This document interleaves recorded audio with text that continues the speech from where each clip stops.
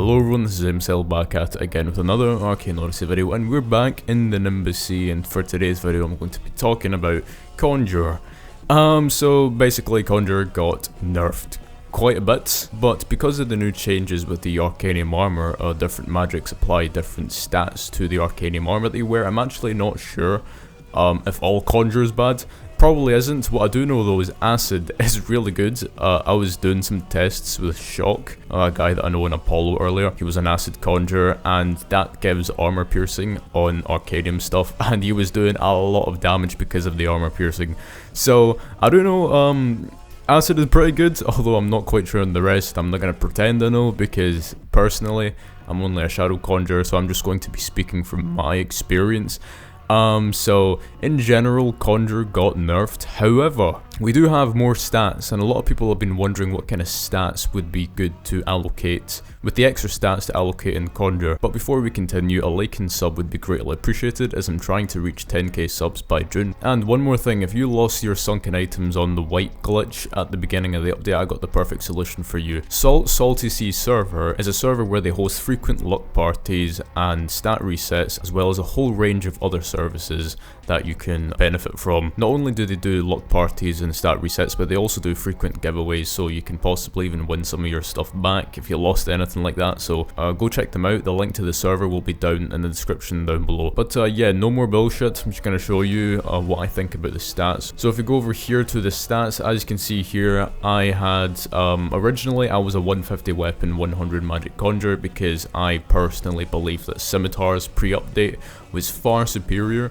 to Kai Saber, and now with the Scimitar's buff, flying slash interval between the two slashes have been decreased, it most certainly is definitely better than Kai Saber now. Before the update there was some debate about that, but now I would definitely say Scimitar's is better, so it'll be pretty good to have 150 weapons, because not only do you have access to Scimitars at 150 weapons, but you also have access to Storm of Arrows with the Lord Elias's bow, Stormcaller, and that is a really good weapon to use for PvE and PvP. 150 weapons is definitely the best way to go in with those extra stats. Just allocate them into magic, because with 120 magic, the main difference between that and 100 magic is the fact that you can now use double beam, and that basically increases your beam's damage by about 1.5 times, which is a big increase compared to before. Mages before the update could use it obviously because they had maximum magic allocation, but now Conjurers can also use double beam, so they're getting a bit closer to that mage power. But not only do you get double beam, but you also get snare, and a lot of people do like snare. It's a very good utility to use when you're doing PvE and even PvP. So personally I believe 150 weapons and 120 magic is the way to go for Nimbus Sea. There isn't really much else you can do. I mean, you can't really go 150 magic, 130 weapons, because you don't have enough stat points. You probably could next update, when the Nimbus Sea gets updated with more story. But for now, 150 weapons, 120 magic is the only feasible way to go. There isn't really a way you can allocate more than 120 magic without losing out on a lot of things. I mean, you can go 130 weapons and be able to use most weapons, but you will not have any difference between 120 magic and anything above that, because you haven't reached 150 yet and you don't have enough stats to do that. So 120 magic, 150 weapons is the way to go. And so yeah, that is the stats that you probably want to go for in the Nimbus Sea. Now on to the weapons, and this is a pretty exciting one. So just speaking from my experience as a Shadow Conjurer, when the update came out, I did some 1v1s with some Apollo members, and I found out something pretty sad. So my main loadout back then was Sunken Sword, Scimitars, and Staff. And I found that that loadout for Conjurer, it's still amazing for Warrior, you can still use that, but for Conjurer, it's not as good anymore. And the main reason for that is because the attack size on them got nerfed literally in half. Like, the attack size on them basically got halved for me, and it made it almost unusable to use. And for this build that I'm using, 40 attack size, and for the update, 40 attack size was plenty, and the size for the Sunken Sword and Scimitars of Storm was pretty damn good.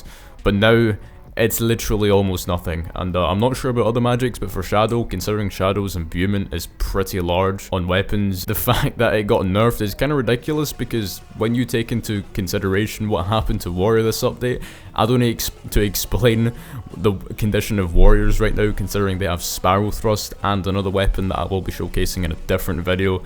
It is not looking good for Conjurers in general, and I've been talking to a lot of people who use Conjurer and, you know, Warrior and Mage just to try get a whole range of opinions, and before the update, it was actually pretty balanced between Warrior, Mage, and Conjurer. I would say Warrior just needed a slight buff, but the fact that Warriors now got such a massive increase in potential, and Mages got buffed and Conjurers got nerfed, is completely imbalanced the entire game in my opinion. And a lot of people do seem to agree with me. So yeah, it's fucked.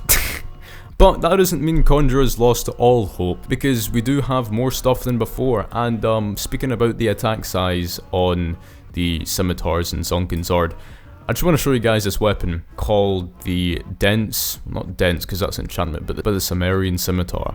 And the Sumerian Scimitar is basically exactly the same as the Ravenna Sword. It's got the exact same weapon level requirements for the same skills, so you could probably use either one interchangeably. But the big difference between this weapon pre-update and now is the fact that somehow Whirlwind is even bigger. It's literally about double the size, and this also applies to the Thalassa on Warrior. It is way bigger than before. Its Whirlwind is so gigantic, it's completely ridiculous. Now, from the clips that I've been playing throughout the video up until now, you can definitely see that something's changed with the Whirlwind skill. Pre-update, it was not this big. I don't know what happened. Maybe it got buffed, but I don't remember seeing anything like that on the balance stock. So I don't really know the explanation for this, but all I do know is that it's a really damn good weapon now, and I'm definitely going to be using it for a long time to come. That's the first thing that I changed in my weapon loadout for Conjurer, because the attack size for Scimitars got nerfed. I still use Scimitars, but I do prefer using the Dense Rapier now, because I do Whirlwind and then Shining Cycle, and it's a really good combination in general.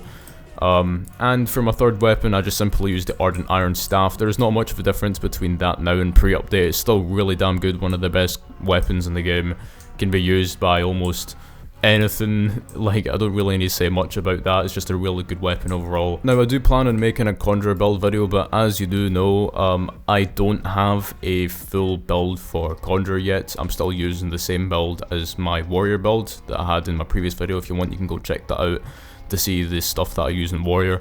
It's really good, but like I said, I don't know if it's the best stuff, because Nimbus C hasn't been out for very long, so I definitely need to experiment and see what I can make and see what improvements can be made and what can be removed, what can be added and stuff like that. So yeah, that's going to be it for this pretty short video.